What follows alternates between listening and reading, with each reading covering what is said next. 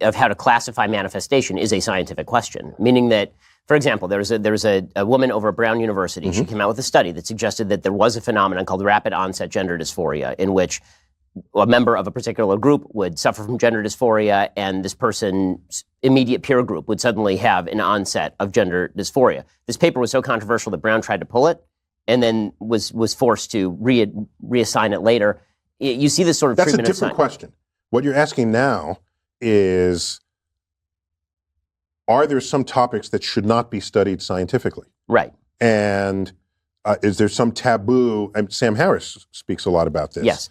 And I think the concern is, if you study some topic that's a hot button topic and you bring scientific methods and tools to it, we don't trust. What's up, everybody? Welcome to Truth Review. I'm Hayes, and this exchange between Mehdi Hasan and Piers Morgan's panel contains a series of specific claims about internal Trump administration documents, DOJ conduct, and constitutional obligations that each deserve individual verification before we take any sides framing at face value. Mehdi cites a specific leaked memo, a specific Bondi quote about needing a reason to prosecute, and points to Comey and James's own public statements about the timing of their indictment. Each of these traces back to specific documents and specific quotes that can be checked against the record. Hit subscribe, because Truth Review checks the memos, the quotes, and the timeline. Now let's get into it. From climate change, which is an area, as I said, where some people on the right are not particularly interested, to areas where it seems like the left is militating against the advent of science.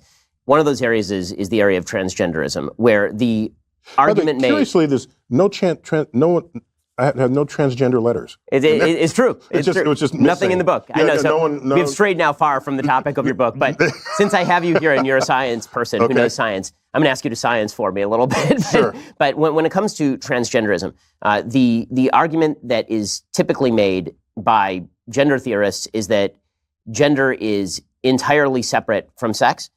You've seen the argument made that it makes no difference on average if men are stronger than women are, and that if we were to allow transgender women to compete with non-transgender women, then this would somehow not disadvantage biological women. And this seems to me absolutely ascientific, that if we're actually going to have a discussion about gender and sex, that should be based in data, which suggests that mammals are in fact binary in terms of their sex, unless you have intersex birth defects typically, or genetic defects. I'm happy to opine on this. This only matters because today we segregate nearly all sports by gender. Otherwise, why do you even give a shit what someone identifies with? We live in a free country, and with consenting adults and people free expression of who and what they are. Yeah, on an adult level, I agree with you. I think it does matter what you teach children. That's what I'm saying. And so there's the matrix of what you are biologically, how you express yourself, who you choose as a sexual partner. If we actually live in a free country, as we tell ourselves, people's freedom to behave in any of those ways should not concern you at all. Nor are they requiring that you behave that way. Okay? Well, this is for their own freedoms, because we live in a free country. Now, what is unresolved here is, what do you do with sports? It's unresolved. And I've followed that closely, and I don't see any meaningful solutions to come down off of that. We know that hormones manifest differently in different people, and there's the whole thing with steroids. Steroids are hormones, right? And we rallied against steroids in professional sports because it gives you an undue advantage. So I've tried to think of what the future of sports would be in the world of a gender spectrum. And it may be, you don't specify whether it's a male or female sport. You just take measurements of what your hormonal balances are.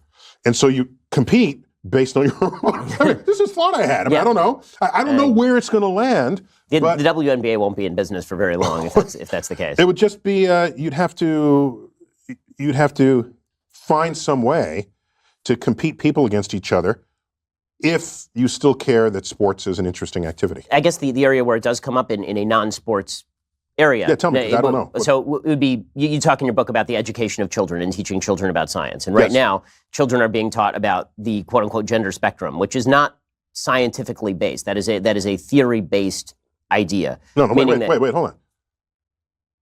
People express themselves on a spectrum.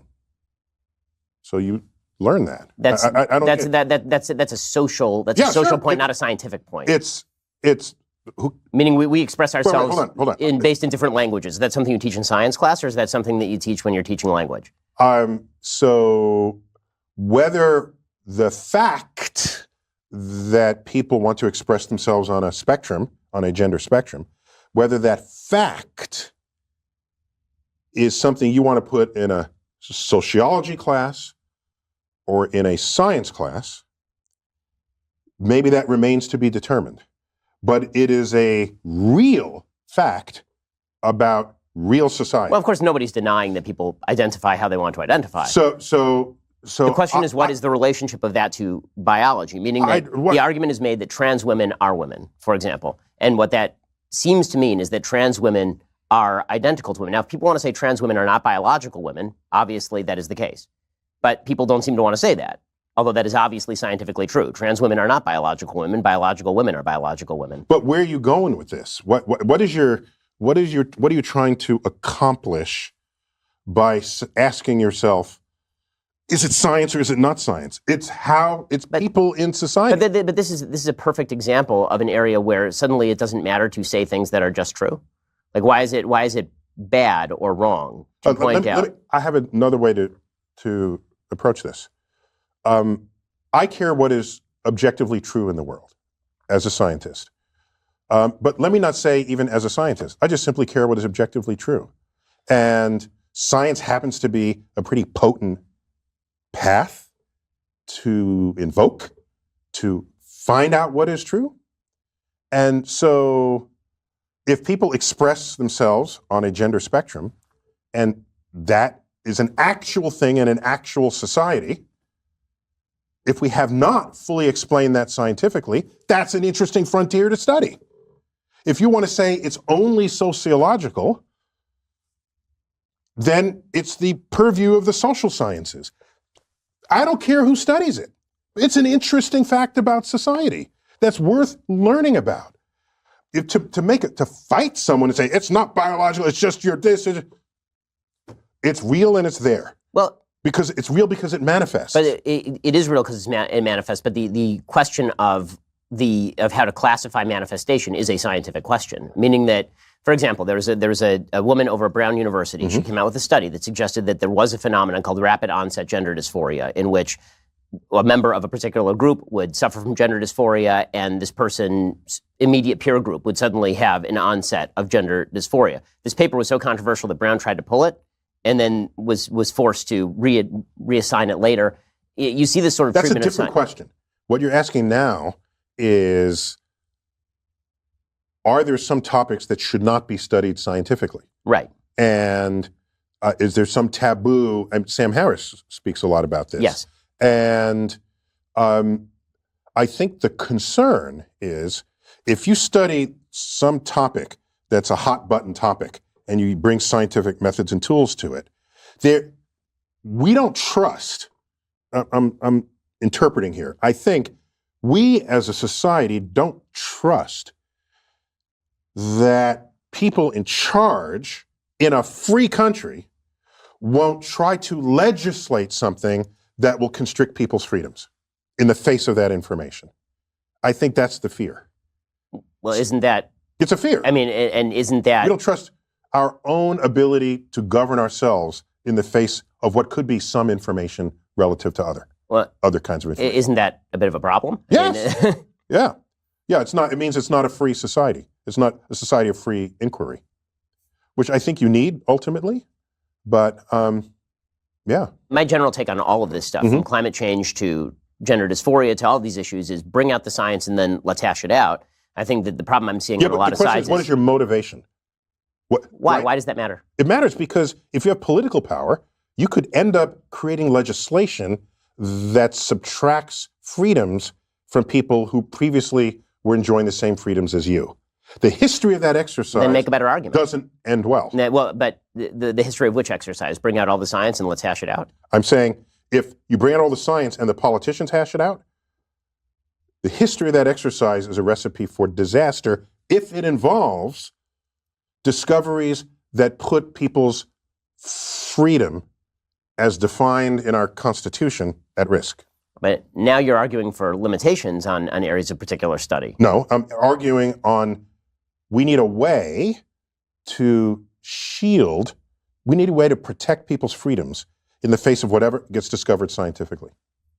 So I'll give it. I agree. I think that's what the Constitution is for, is to guard rights from. But we're always fighting people who want rights are always fighting others who are saying they don't get the rights from the Constitution. This is a daily challenge on the progressive left. It is a daily challenge, right? Here's an example. I forgot how I ended up getting this phone call. It was some magazine that serves the gay community. And they want, I don't remember why, because they wanted my opinion on, they wanted my opinion about whether being gay was biological or mental. Right, there's that new study that came out, this vast study. Or psychological. Right, okay? Right. And I said, I don't care which it is. Find out what it is, fine. But the answer to that question should have no consequence on legislations or laws. Because, for example, suppose it said it's purely biological, okay? Then you say, oh, that explains it. Suppose it says it's purely psychological. What are you going to do now? You say, well, now you're going to go to the reorientation camps or whatever those are called, where they realign you because they say it's psychological rather than biological. All of a sudden, people start behaving in ways in society that want to constrict the freedom of expression of who and what people are. And that is a danger. So maybe there needs to be a line in the sand. Let science do what it does, but politicians keep us free. Yet there's so many politicians that are doing the opposite of that. So why aren't you a libertarian? And that scares me. I'm a libertarian. Come over here. Let's go through the specific claims made in this exchange one at a time, because there's a documented paper trail here worth checking carefully. Start with the internal memo claim, because this is the most consequential and most specific factual assertion in the entire segment. Mehdi cited a leaked internal memo reportedly stating there is insufficient evidence to charge James Comey, attributed to Eric Siebert, described as the person who was leading the investigation before departing that role. If a memo with that specific content exists and has been independently verified by reporting outlets with access to the underlying document, that would be a significant piece of evidence directly relevant to evaluating whether the subsequent prosecution proceeded despite an internal assessment that the evidentiary threshold hadn't been met. This is exactly the kind of claim that should be traced to its original reporting source and verified against the actual memo language, rather than accepted purely on a second-hand characterization in a television debate. The Pam Bondi quote is similarly specific and checkable. The claim is that Bondi said publicly, "We need a reason to fire, prosecute, or do something to somebody," actively looking for a legal basis after having already decided on the desired outcome. If this is an accurate quote from a verifiable public statement or interview, the sequence it describes, deciding on a target first and building a legal justification afterward, is a meaningfully different process than a prosecution that begins with evidence and follows it to a conclusion. That distinction matters legally and should be verified against the original context of when and where the statement was made.